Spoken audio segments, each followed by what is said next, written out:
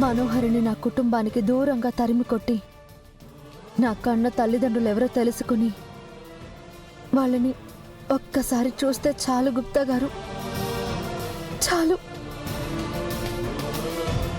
ఆ తర్వాత నన్ను మీరు నరకానికి తీసుకువెళ్ళినా స్వర్గానికి తీసుకువెళ్ళినా నేను సంతోషంగా మీ వెంట వచ్చేస్తాను గుప్తా గారు.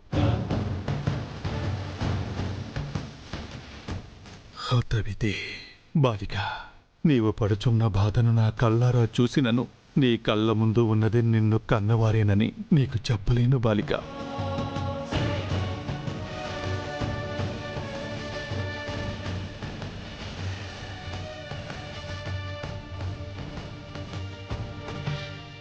మీకు నిజమేంటో తెలిసినా నా కన్న వాళ్ళ గురించి చెప్పలేకపోతున్నందుకు బాధపడుతున్నారా గుప్తా గారు? చెప్పే పరిస్థితే ఉంటే మీరు ఈరోజు ఆగరని నాకు తెలుసు గుప్తా గారు. మీరేం బాధపడకండి. ఈ ఒక్క మాటతో నీ మీద గౌరవం 100 రెట్లు పెరిగినది బాలిక. ఇంత గొప్ప గుణవంతురాలైన నిన్ను చంపి ఆ బాలిక మూట కట్టుకున్న పాపము ఎన్ని జన్మలెత్తినను ఎన్ని పుణ్యకార్యములు చేసినను పోదు బాలిక, పోదు. ఈ కన్నీళ్ల నుండి కష్టముల నుండి నీకు త్వరగా మోక్షము కలుగవలెనని ఆ జగన్నాథుణ్ణి మనస్ఫూర్తిగా ప్రార్థిస్తున్నాను బాలిక, ప్రార్థిస్తున్నాను.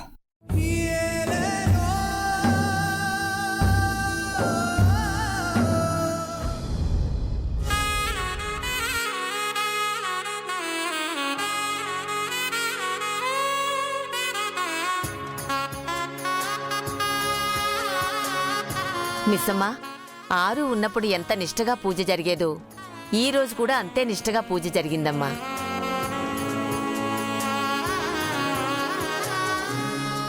ఆ వచ్చిన ముత్తైదువులు కూడా నువ్వు పూజ చేసిన విధానాన్ని చూసి అచ్చం ఆరుని చూస్తున్నట్టే ఉందంటుంటే నా ఆనందానికి హద్దుల్లేవు తెలుసా?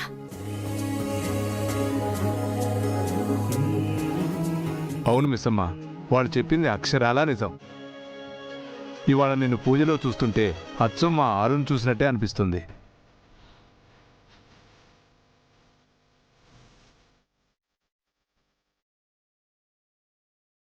అవునండి, ఈరోజు ఆరు లేదనే లోటు ఎక్కడా కనిపించలేదు.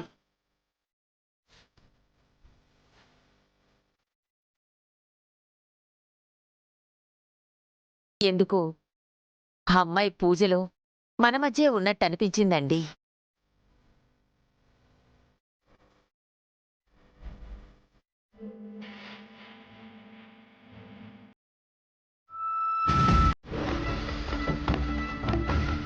అందరి భార్య స్థానం మీ ఇంటి కోడలు ఇవ్వడం నాది.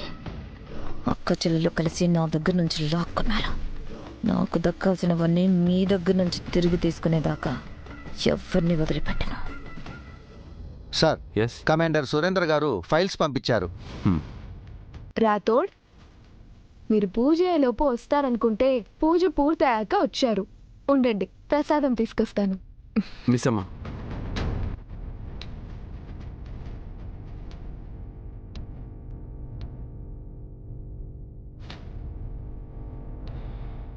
చెప్పండి. Thank you so much.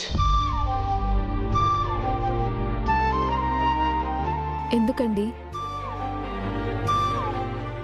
నాకు ఈ పూజలు వ్రతాలంటే అస్సలు నచ్చేవి కాదు. ఆరు నా జీవితంలోకి రాకముందు ఇంట్లో ఏ పూజ జరిగినా నాకు తెలిసేది కూడా కాదు. కానీ ఆరు వచ్చిన తర్వాత తన ప్రేమతో నాలో కొన్ని కొత్త అలవాట్లను, కొత్త మార్పులను తీసుకొచ్చింది.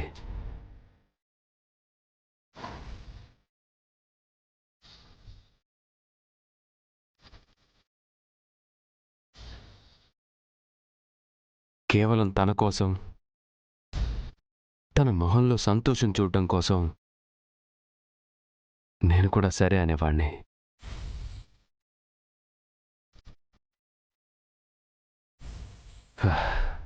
నిజం చెప్పాలంటే నాకు కూడా ఎందుకో ఆరు నా పక్కనే ఉన్నట్టు, పూజలో నా చెయ్యి పట్టుకున్నట్టు అనిపించింది.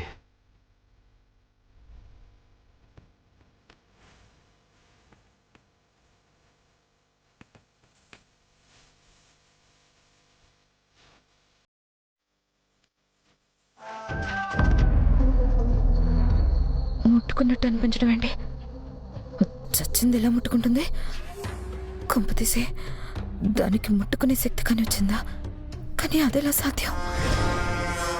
ఇవాళ పూజ చేస్తున్నంతసేపు ఆరు నాతో లేదనే బాధ లేదు. మనసెందుకో ప్రశాంతంగా అనిపించింది.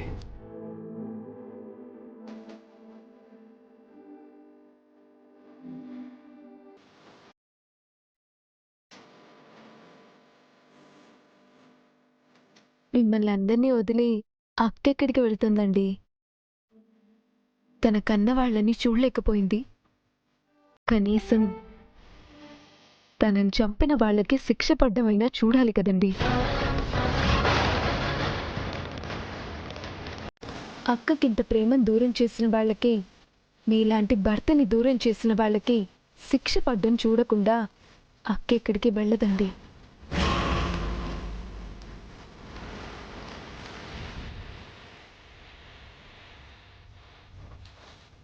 అంతే కదా మనోహరి గారు?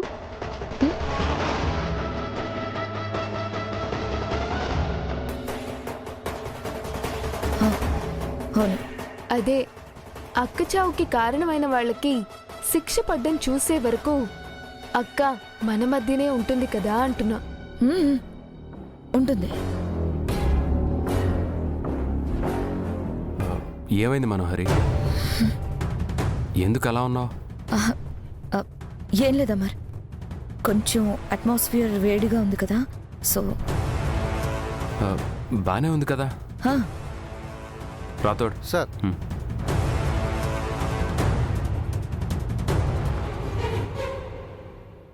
మిస్సమ్మా, ఇంకొక వాయినం ఇస్తే పూజ పూర్తవుతుంది. లక్ష్మక్కకిద్దాం. ఎందుకత్తయ్యా? పక్కింటి అక్క ఉంది కదా, నేను వెళ్ళి ఆవిడకి ఇచ్చేసొస్తాను.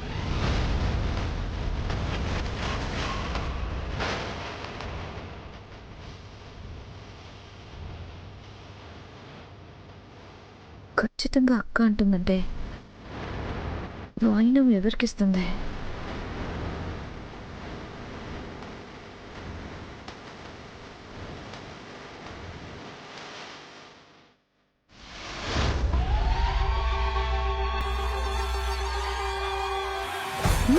అమ్మయ్యా. అక్క, ఆ బాలిక వచ్చుచున్నది, నీ కన్నీటిని తుడుచుకొనుము.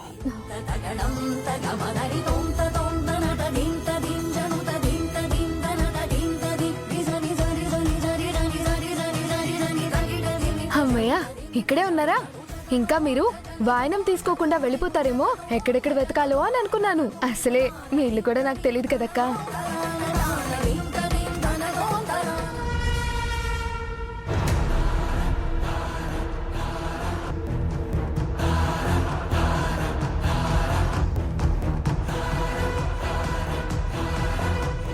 ఇప్పుడు తెలిసిపోతుంది నిజంగా దానికి స్పర్శ శక్తి వచ్చిందో రాలేదా.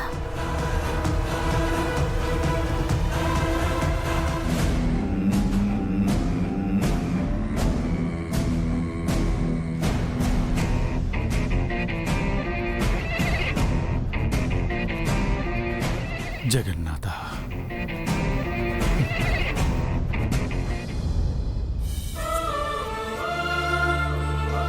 ఏమైందక్కా, అలా ఉన్నారేంటి? కళ్ళలో ఆ నీళ్ళేంటి? ఇవి కన్నీళ్లు కాదు మిస్సమ్మ, ఆనంద బాష్పాలు. నేను చేయలేని పూజని ఆ అమ్మవారు నా వాళ్లతో కలిసి చేయించారు కదా.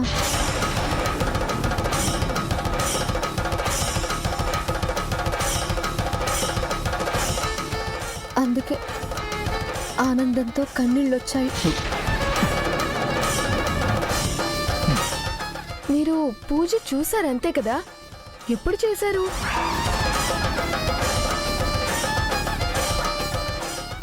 అదే చూశాను కదా, ఆ అదృష్టమైనా నాకు దక్కింది. అందుకే ఆనందం పట్టలేక కన్నీళ్ళు అలా బయటకొచ్చేశాయి. నాకు కూడా చాలా ఆనందంగా ఉందక్క. ఆయనతో కలిసి మొదటిసారి పూజ చేశా. ఆయన నన్ను మనస్ఫూర్తిగా ఆశీర్వదించినట్టు అనిపించింది. పెళ్లిలో మా ప్రయాణం మొదలైనట్టు అనిపించిందక్క.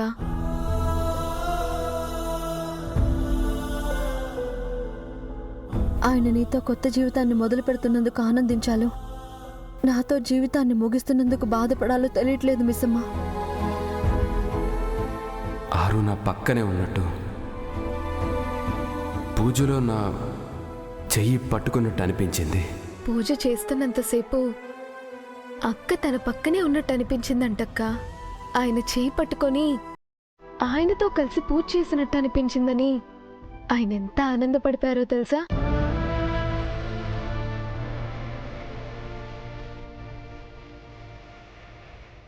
నీకు బాధ అనిపించట్లేదా? బాధనా? ఎందుకక్క? అదే, ఎంతైనా ఆవిడ మొదటి భార్య. నీ ముందు ఆవిడ మీద అంత ప్రేమ చూపిస్తూ ఉంటే నీకు బాధ అనిపించలేదా? కొంచెం కొంచెం కూడా అనిపించలేదక్క. ఎందుకంటే ఆయన ఆరు అక్క వేరు వేరు కాదక్క, ఒక్కరే. నేను ఆయన్ని ప్రేమిస్తున్నానంటే ఆయన మనసులో ఉన్న ఆరు అక్కని చూసి ఎలా బాధపడగలనక్క? ఆయన మనసులో, జీవితంలో ఆరు అక్కదే మొదటి స్థానం. అదే నిజమక్క. దాన్ని ఎవరూ మార్చలేరు.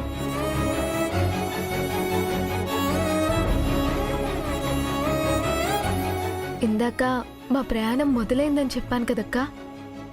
అది మా ఇద్దరి ప్రయాణం మాత్రమే కాదక్క, మా ముగ్గురి ప్రయాణం. ఆయన నుంచి ఆరు అక్కని ఎవరూ వేరు చేయలేరక్క. ఆఖరికి సమయం కూడా. ఎన్నేళ్లు దాటినా ఆయనకు అక్క మీద ఉన్న ప్రేమ ఇంత కూడా తగ్గదు.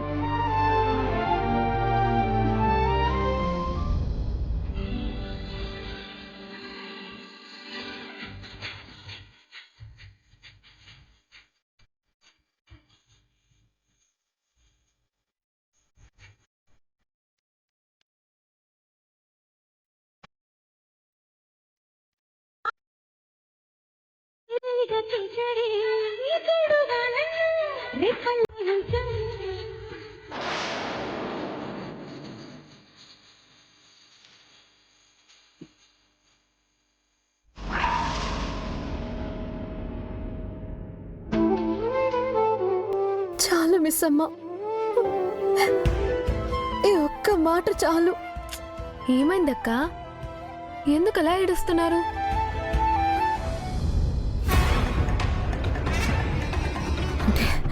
ఆరోగ్య స్పర్శ వచ్చిందన్నమాట.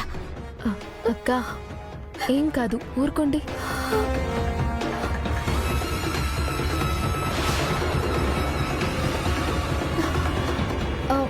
ఏమైందక్క? ఎందుకంత సడన్ గా అలా ఏడ్చేశారేంటి? పైగా చాలు చాలంటున్నారు. అది బాలిక, నీవేదో ఒకటి చెప్పి తప్పును కప్పిపుచ్చుకున్నావు. ఆహా, అది నువ్వలా ఎమోషనల్గా చెప్పేసరికి నేను కూడా ఎమోషనల్ అయిపోయాను మిస్సమ్మ. మరీ ఇంత మెత్తగా ఉంటే ఎలా బతుకుతారక్క? అందులకే కదా మరణించినది. అక్క, మీకోసం వాయనం తీసుకొచ్చాను.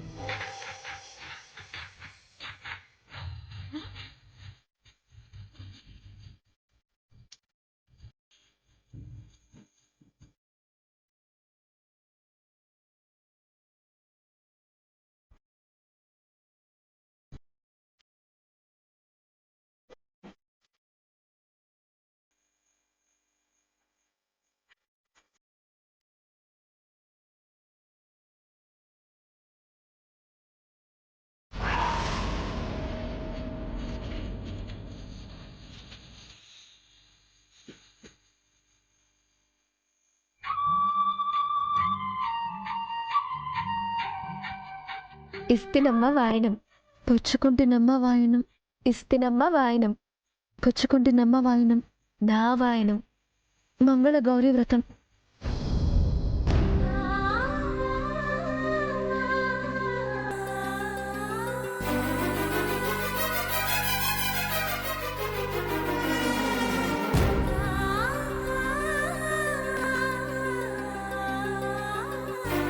అక్క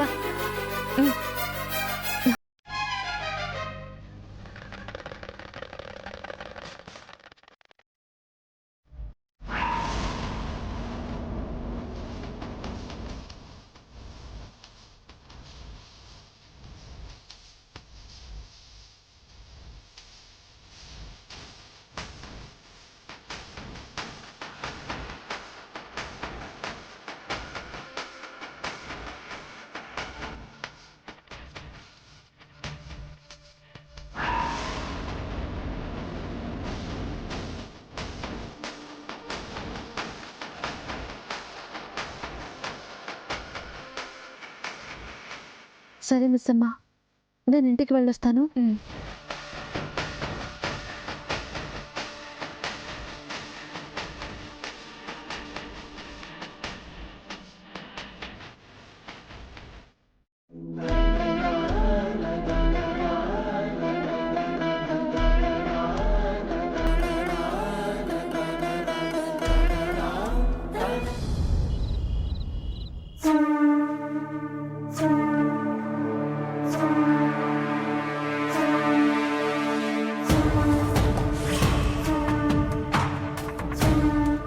ఆరు నా పక్కనే ఉన్నట్టు, పూజలో నా చెయ్యి పట్టుకున్నట్టు అనిపించింది.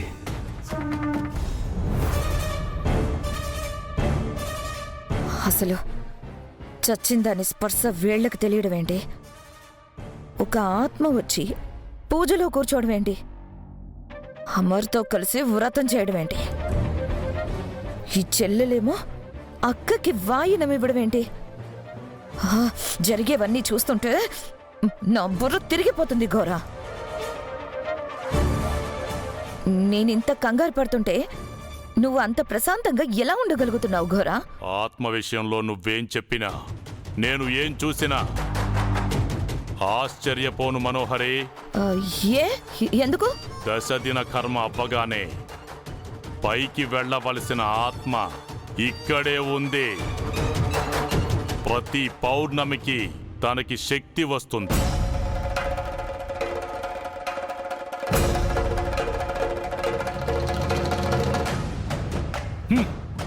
నా శక్తి నీ బుద్ధి కలిసిన ఆ ఆత్మని బంధించలేకపోతున్నా.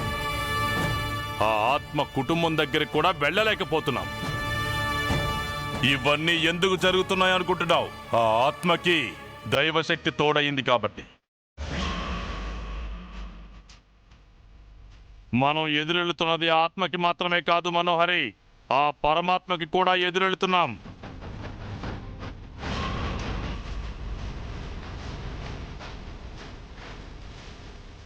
అయితే ఇవాళ స్పర్శ? ఆ బాలికతో ఆ పూజ చేపించుకోవడానికి సాక్షాత్తు ఆ లక్ష్మీదేవి దిగి వచ్చి తనకి స్పర్శ అనే వరాన్నిచ్చి తనతో పూజ చేయించుకుంది. అది ఆ ఆత్మశక్తి.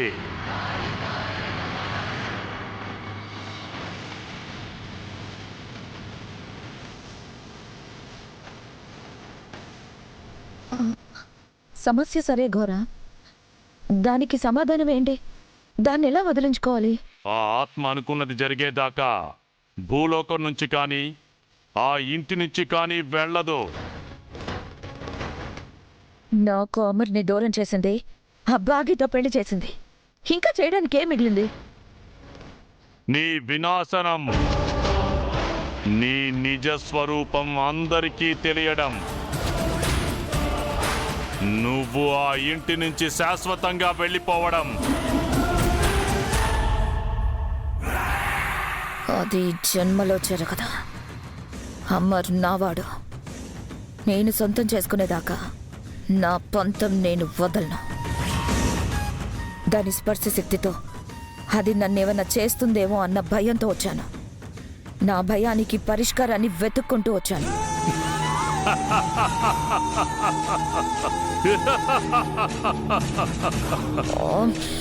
ఏమైంది ఘోరా? ఎందుకు నవ్వుతున్నావు? ఆ ఆత్మకి నిన్ను చంపడమే అన్ని సమస్యలకి పరిష్కారం అనుకుంటే మొదటి పౌర్ణమికే నిన్ను చంపేసేది.